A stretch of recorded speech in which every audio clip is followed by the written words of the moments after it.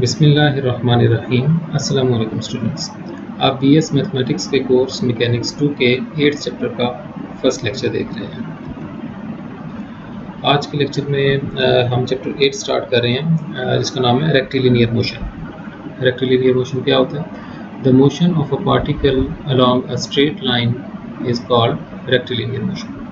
यानी हम इस चैप्टर में जो मोशन डिस्कस करेंगे बॉडी का, वो स्ट्रेट लाइन के अलोंग मूव करेंगे, स्टडी करेंगे। तो उसके लिए हम सबसे पहले मोशन से रिलेटेड जो चीज़ें हैं हमारी, ख़ास तौर पे वेलोसिटी और एक्सेलरेशन, उनके लिए एक्सप्रेशंस डिराइव कर लेते हैं।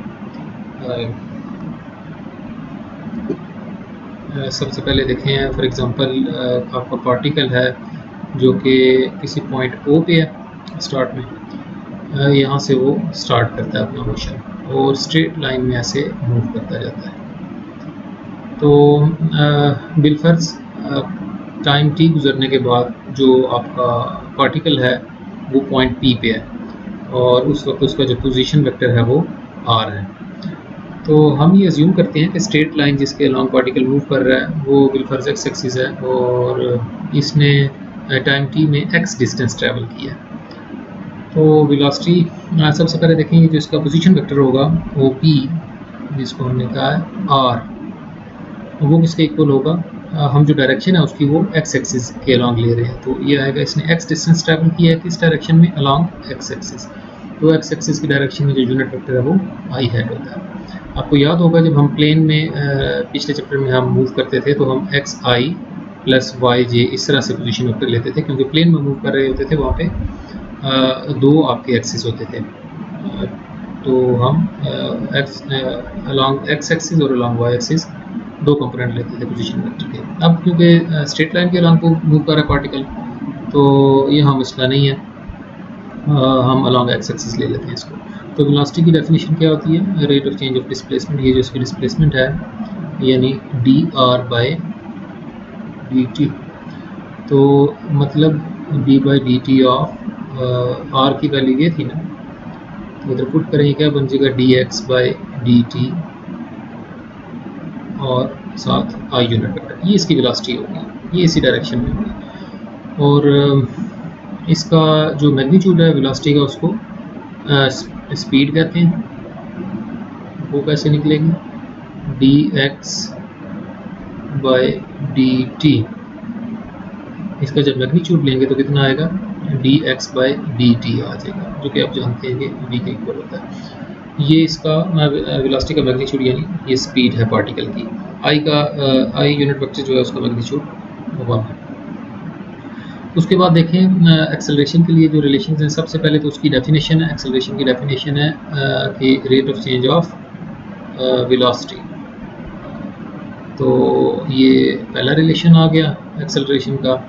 फिर वेलोसिटी जो भी हमने देखी है अलॉन्ग एक्स एक्सिस, उसका रिलेशन क्या था? D X by D T along X axis. U बन जाएगा यानी D two X by D T square X axis के अलॉन्ग।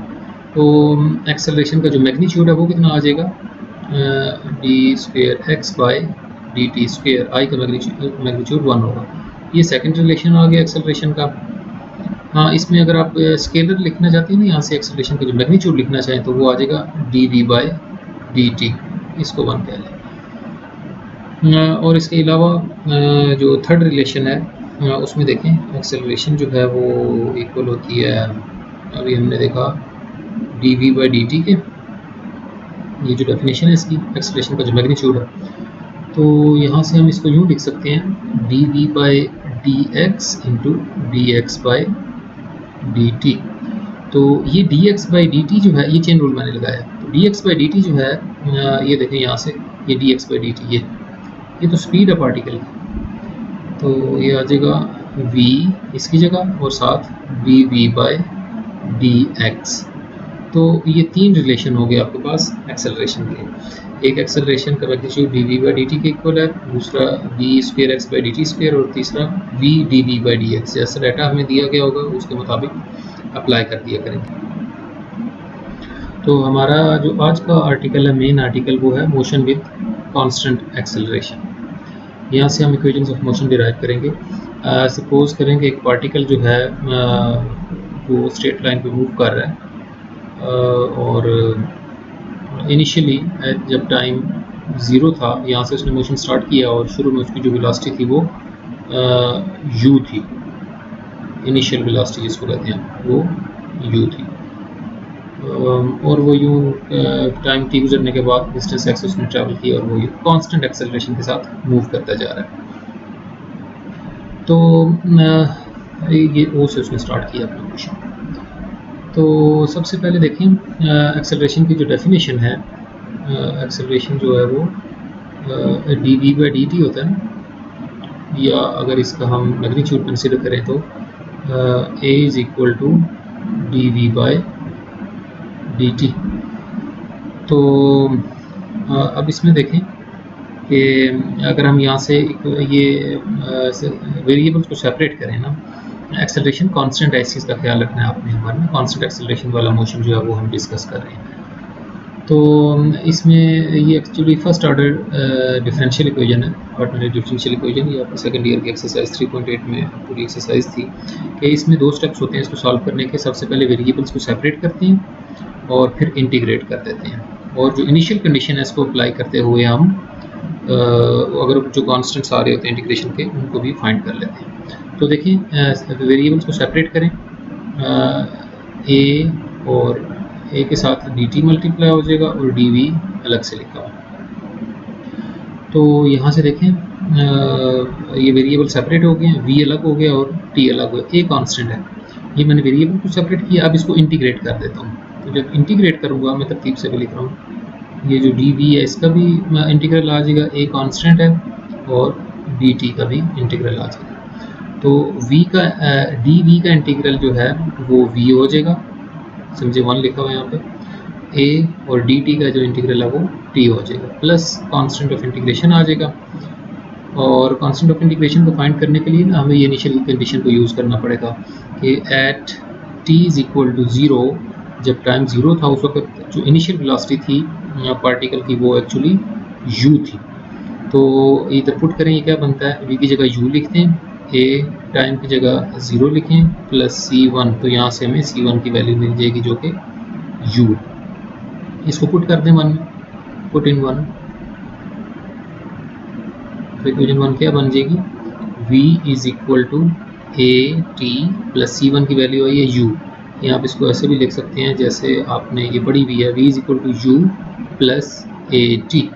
ये फर्स्ट इक्वेशन ऑफ मोशन जिसको आप कहते हैं।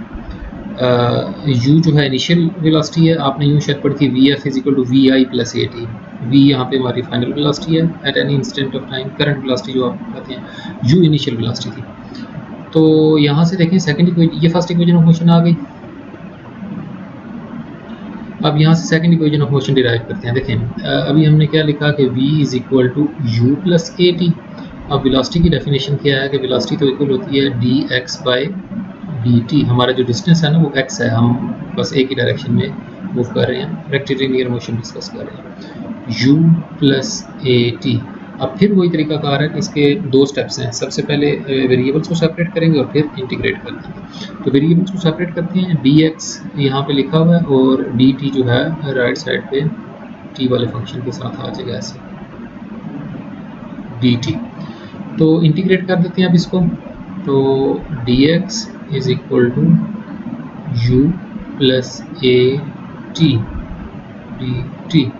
तो dx का इंटीग्रल x आ जाएगा, u कांस्टेंट है जो इनिशियल वेलोसिटी थी, इसका इंटीग्रल जो आएगा उसके साथ t आ जाएगा एक साथ, u बाहर निकलेगा और 1 का इंटीग्रल t प्लस a, और t का इंटीग्रल आ जाएगा t square by 2 power plus constant of integration लगा देते हैं। तो यहाँ से अब देखें c2 की वैल्यू निकालने के लिए देखें कि शुरू में जब मोशन स्टार्ट नहीं हुआ था at t is equal to 0, तो पार्टिकल ने कोई डिस्टेंस भी ट्रैवल नहीं किया था। यहाँ से स्टार्ट हुआ था मोशन, इस वेलोसिटी के साथ स्टार्ट हुआ था, और जो है पार्टिकल में उस वक्त कोई भी मोशन कोई भी डिस्टेंस ट्रैवल नहीं किया था, डिस्टेंस 0 था। तो ये पुट करें ये चीज़ें, 0 is equal to u into time 0 plus a into 0 का स्क्वायर बाई 2 प्लस c2। यहाँ से देखें c2 जो है ना वो 0 आ रहा है, इसको पुट कर दें 1 में, तो ये सॉरी 2 में, तो ये क्या बन जाएगा, x is equal to U T plus A T square by 2 plus 0। तो 0 की तो कोई वैल्यू नहीं, यानी 0 को ऐड करने से कोई फर्क नहीं पड़ता। यू टी प्लस इसको उसी तरतीब से लिख लेते हैं, प्लस हाफ ए टी स्क्वेयर। यही आपकी सेकंड इक्वेशन ऑफ मोशन आ गई। तो इसके बाद देखिए थर्ड इक्वेशन ऑफ मोशन भी लिखते हैं। थर्ड इक्वेशन ऑफ मोशन के लिए देखें जो हमने एक्सेलरेशन के जो 3 रिलेशन लिखे ना अभी थोड़ी देर पहले, एक था एक्सेलरेशन में तीनों लिख देता हूँ। एक्सेलरेशन एक इक्वल था D V by D T के जो डेफिनेशन है, फिर ए इक्वल था D square X by D T square के, और एक्सेलरेशन इक्वल था V D V by D X. ये जो थर्ड वाला है D D V by D X, इसको यूज़ करते हुए हम third equation of motion derive कर लेते हैं। तो since acceleration is equal to V D V by D X, ये जो चेन रूल के ज़रिए आई थी, यहाँ से वेरिएबल्स को सेपरेट करते हैं। A times D X is equal to V D V, और इंटीग्रेट कर देते हैं। तो ए कॉन्स्टेंट है, बाहर आ गया, फिर v और dv। a1 का इंटीग्रल x के लिहाज से x, v का integral v square by 2 plus constant of integration. तो कांस्टेंट ऑफ इंटीग्रेशन फाइंड करने के लिए देखें at x is equal to 0, इसमें देखें x और v का रिलेशन आ रहा है। तो at x is equal to 0, यानी जब इसने डिस्टेंस कोई भी ट्रैवल नहीं किया था उस वक्त इसकी वेलोसिटी कितनी थी, v जो थी वो u के इक्वल थी। तो इनको पुट करें, यहाँ पे क्या बन जाता है, ये a into 0 is equal to V square by 2 plus C3। तो यहाँ से C3 की वैल्यू जो है वो आ रही है माइनस का, सॉरी v नहीं u आएगी इनिशियल वैल्यू, v की जगह u, minus u square by 2। इसको पुट कर दें 3 में, तो ये क्या बन जाएगी, ax is equal to V square by 2 और प्लस C3 जो है उसकी वैल्यू है ये माइनस का u स्क्वेयर बाई 2। तो ये कितना बन जाएगा, इसको तरतीब में लिखें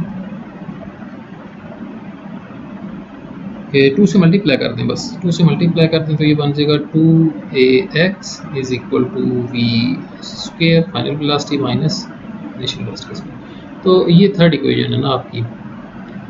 तो इनको तीनों को देख लें, ये सेकंड इक्वेशन थी। ये जो थर्ड इक्वेशन है इसमें डिस्टेंस और वेलोसिटी आपस में रिलेट हैं। तो ये एक चीज़ दी होगी तो दूसरी फाइंड करने में हमें आसानी होगी अगर एक्सेलरेशन भी दी हुई है। और सेकंड वाले में देखें डिस्टेंस और टाइम आपस में रिलेटेड हैं इसमें। और जो थर्ड है उसमें, ये जो फर्स्ट है सॉरी, इसमें वेलोसिटी और टाइम का रिलेशन है, एक्सेलरेशन जो है वो कांस्टेंट है। तो ये 3 इक्वेशंस हैं मोशन की, इनको यूज़ करते हुए हम अपने कुछ प्रॉब्लम सॉल्व करेंगे। तो देखिए सबसे पहले एग्जांपल नंबर 1 है, पेज नंबर 151 पे। इसका फर्स्ट पार्ट देखिए, find the distance travelled by the particle moving in a straight line with uniform acceleration. ये देखें यूनिफॉर्म एक्सेलरेशन, ये एक्सेलरेशन जो कांस्टेंट है in the nth unit of time.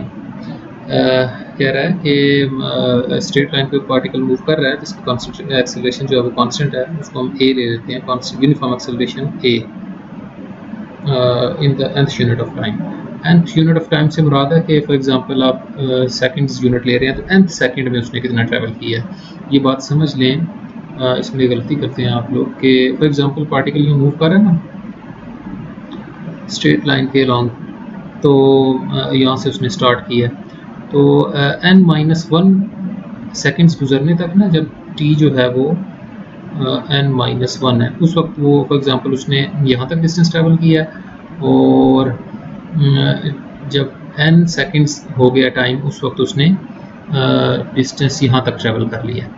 तो जो उसका nth सेकंड में जो उसने टाइम ट्रैवल किया ना वो ये वाला है, ये वाला, ये हमने कैलकुलेट करना है। तो वो कैसे आएगा कि ये जो n-1 सेकंड्स तक जितना डिस्टेंस उसने ट्रैवल किया है, फॉर एग्जांपल आपसे यूँ कहा जाए कि 10वें सेकंड में उसने कितना डिस्टेंस ट्रैवल किया, तो ये 9 सेकंड्स तक ये वाला डिस्टेंस है और ये 10 सेकंड्स तक ये वाला डिस्टेंस है। तो 10 सेकंड्स में जितना डिस्टेंस ट्रैवल किया था उसमें से पीछे 9 सेकंड्स वाले जो डिस्टेंस था टोटल वो माइनस कर दें, तो 10वें सेकंड में कितना डिस्टेंस ट्रैवल किया वो निकल आएगा।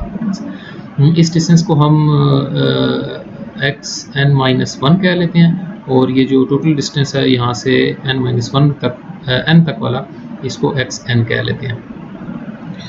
तो एक्सेलरेशन जो है वो a है, और डिस्टेंसेस हमने ये ले लिए कि n-1 है जब टाइम, उस वक्त डिस्टेंस यहाँ तक, यानी यहाँ से यहाँ तक ये xn-1 है, और o से लेके इस पॉइंट, इसको a पॉइंट कह लें, इसको b बेशक कह लें, o से b तक जो डिस्टेंस है वो xn है। हमें a b डिस्टेंस चाहिए, यानी ये xn-1 ये डिस्टेंस है। तो अब देखें, अब डिस्टेंस में हम इंटरेस्टेड हैं और हमें टाइम की वैल्यू गिवन है, तो डिस्टेंस और टाइम को जो इक्वेशन रिलेट कर रही है वो ये इक्वेशन है। तो सेकंड इक्वेशन ऑफ मोशन से देखें, since x is equal to ut plus half a t square, so the distance is traveled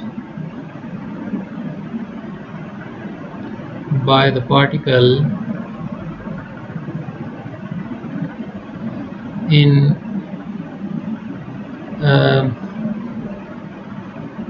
n-1, sorry पहले n लिख लेते हैं, in n and n-1 units of time ही लिख लें जो लैंग्वेज उसने यूज़ किया,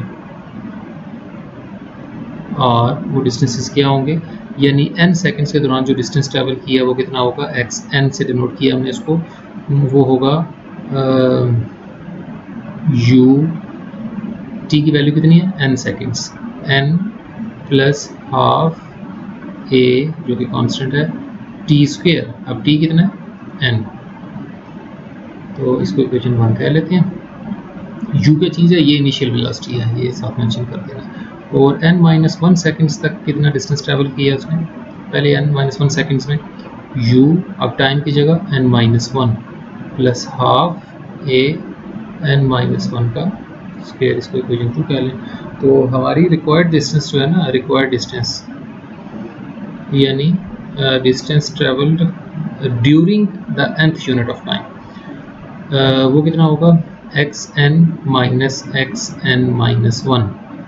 तो इनको माइनस कर लेते हैं, un plus half a n square minus u, इनको मल्टीप्लाई कर लें, un और minus minus plus u minus plus minus, ये माइनस था बीच में तो मैंने वो माइनस को मल्टीप्लाई करके इस टर्म्स के साइन चेंज करके लिखा, माइनस हाफ a n-1 का स्क्वायर।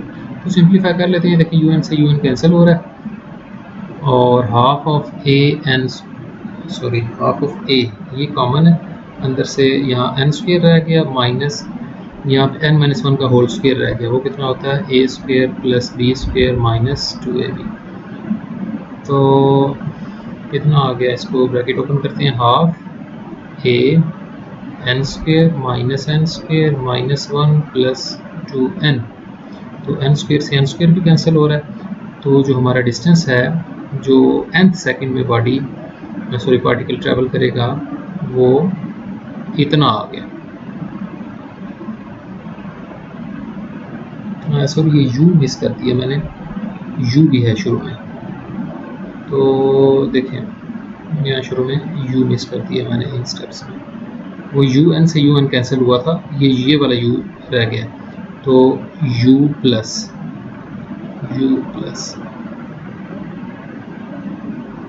तो ये हमारा रिक्वायर्ड डिस्टेंस है। ये कौन सा डिस्टेंस है, जो कि पार्टिकल nth सेकंड में ट्रैवल करेगा। तो n सेकंड्स तक जितना डिस्टेंस ट्रैवल किया था उसमें से हमने माइनस कर दिया वो डिस्टेंस जो कि उसने n-1 सेकंड्स तक ट्रैवल किया था। तो nth सेकंड के दौरान जो डिस्टेंस था वो हमने फाइंड कर लिया। तो इसको यूज़ करते हुए इसी एग्जांपल की एक्सटेंशन है कि बी पार्ट कह लें इसको, कि if x, y and z be the distances covered in the pth, qth and rth units of time respectively। क्या मतलब कि x डिस्टेंस जो है उसने pth सेकंड में ट्रैवल किया, y डिस्टेंस जो है वो उसने qth सेकंड में ट्रैवल किया और z डिस्टेंस जो है वो rth सेकंड में ट्रैवल किया। तो then show that this happens. तो इसके लिए देखें सॉल्यूशन। सबसे पहले यही रिलेशन हम यूज़ करेंगे कि हम अगर nth सेकंड में बॉडी जो कि पार्टिकल जो कि कांस्टेंट एक्सेलरेशन a से मूव कर रहा हो, जिसकी इनिशियल वेलोसिटी u हो, वो nth यूनिट ऑफ टाइम यानी nth सेकंड में इतना डिस्टेंस ट्रैवल करता है। तो pth सेकंड में कितना करेगा, n की जगह p लिखते हैं। तो pth सेकंड में जितना डिस्टेंस ट्रैवल कर रहा है वो उसने अब इस दफ़ा खुद डिफाइन किया, उसको x कहना है। x कितना आ जाएगा, इसी को यूज़ कर रहा हूँ मैं, यूजिंग 1 फ्रॉम 1 कि nth सेकंड का रिलेशन हमने निकाल लिया ना। pth सेकंड, qth सेकंड और rth सेकंड निकालने का कौन सा मुश्किल काम। u plus half of a into 2p minus 1, क्योंकि ये pth सेकंड का डिस्टेंस है x। y जो है वो qth सेकंड के दौरान जो डिस्टेंस है वो है, तो वो क्या बन जाएगा u plus a by 2q minus 1, और z जो है वो rth सेकंड के दौरान डिस्टेंस जो ट्रैवल किया वो है। तो ये कितना बन जाएगा, u plus half of A into 2r minus 1। तो ये तीन इक्वेशंस आ गई हमारे पास। अब हमने प्रूव ये रिलेशन करना है यहाँ से ना कि q minus R into X plus R minus P into Y plus this and that. तो इसका आसान तरीका ये है, वैसे तो आप यहाँ से इसको लेफ्ट हैंड साइड ले लेना, हर चीज़ पुट कर दें यहाँ पे, एक्स वाई और जेड की वैल्यू पुट कर दें और इनको मल्टीप्लाई करें तो जीरो आ जाएगी, लेकिन ज़रा लेंथी हो जाएगा क्वेश्चन। अगर आप याद नहीं रखना चाहते स्टेप्स तो ये बेहतरीन तरीका है, लेफ्ट हैंड साइड को लें, एक्स की जगह उसकी वैल्यू, वाई की जगह ये और जेड की जगह उसकी वैल्यू पुट करें और मल्टीप्लाई कर दें, सबको सब टर्म्स कैंसिल हो जाएंगी। लेकिन अगर इसको थोड़ा सा स्मार्टली टैकल करें तो ऐसे कर लें, आप एक्स माइनस वाई और वाई माइनस जेड कैलकुलेट करें और यहाँ से आपको आसानी से रिलेशन मिल जाएगा। एक्स की वैल्यू कितनी थी, u plus a by 2 into 2p minus 1 minus y की वैल्यू है u plus a by 2 into 2q minus 1 over u plus a by 2 y की value 2q minus 1 minus u plus a by 2r minus 1, ये z की value. तो in brackets को open करें तो देखें आप u से u कैंसिल हो जाएगा, ज़ाहिर है यहाँ भी u से u कैंसिल हो जाएगा। अंदर क्या बचेगा, इन दोनों टर्म्स में से भी a बाई 2 कॉमन आ रहा है, गौर से देखें, a बाई 2 कॉमन लेते हैं, यहाँ से बचा 2p माइनस 1 और ये वाला माइनस से अंदर मल्टीप्लाई होगा तो ये माइनस का 2q और प्लस का 1 आ जाएगा। नीचे से इसी तरह से a बाई 2 कॉमन लेते हैं जो टर्म्स बची हैं उनमें से, तो 2q माइनस 1 इधर से बच जाएगा और माइनस की वजह से इसके साइन चेंज हो जाएंगे, माइनस 2r प्लस 1। तो यहाँ से देखिए माइनस 1 और प्लस 1, माइनस 1 और प्लस 1 कैंसिल हो रहे हैं और a बाई 2 से a बाई 2 भी कैंसिल हो जाएगा। तो हमारे पास क्या आ गया, अंदर जो चीज़ें बच रही हैं उनमें से 2 भी कॉमन आ रहा है, p minus q over 2 times q minus r। तो देखें क्या बनता है, x minus Y over y minus c is equal to 2 से 2 cancel, p minus q over q minus r। इनको क्रॉस मल्टीप्लाई कर लें तो ये बन जाएगा q minus r into X minus Y is equal to p minus q into y minus c।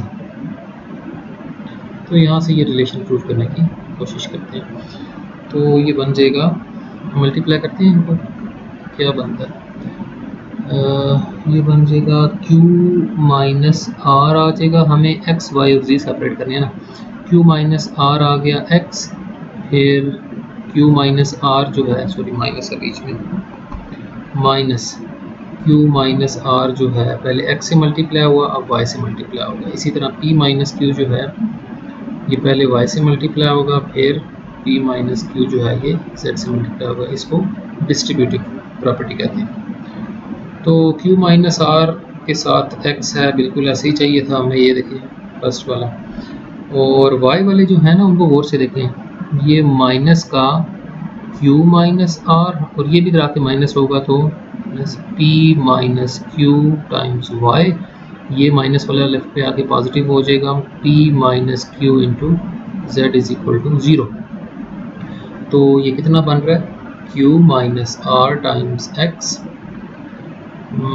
यहाँ से देखें कुछ कैंसिल हो रहा है, q और q कैंसिल हो रहा है। अब देखें minus times minus R plus P, यानी p माइनस आर बच रहा है। तो अगर यहाँ से माइनस कॉमन लें, देखें हमें प्लस चाहिए ना, या यूँ समझें इस माइनस को अंदर मल्टीप्लाई कर दें तो क्या बन जाएगा, आर पॉजिटिव हो जाएगा और p नेगेटिव हो जाएगा, into Y plus P minus Q into Z is equal to 0। तो देखें ये वो रिलेशन बन गया, यही हमने प्रूव करना था। तो इस तरह से था, ये एग्जांपल 1 है और ये उसको थोड़ा सा एक्सटेंड किया है। ये अब बुक में तो नहीं है लेकिन बुक में है, तो इसको भी देख लें साथ। तो यहाँ तक तैयार करें और इसको देख के आपने प्रॉब्लम 2 कर लेना है अपनी एक्सरसाइज का। बाकी एक क्वेश्चन 3 है वो इंशाल्लाह नेक्स्ट लेक्चर में कवर कर लेंगे।